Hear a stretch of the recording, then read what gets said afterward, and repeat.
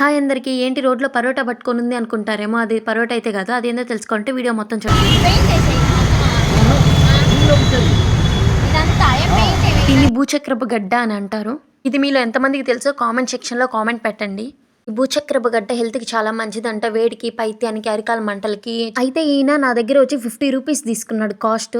కొంతమంది అయితే భూచక్రపు గడ్డ, మరికొందరు కలబంద గడ్డ అని అయితే అంటారు. ఒక పీస్ అయితే కట్ చేసి నిమ్మకాయ అండ్ చక్కెర రెండు అయితే అలా పూస్ అయితే ఇస్తారనమాట. అలా తినే బదులు ప్లెయిన్గా తీసుకొని తినడమే బెస్ట్.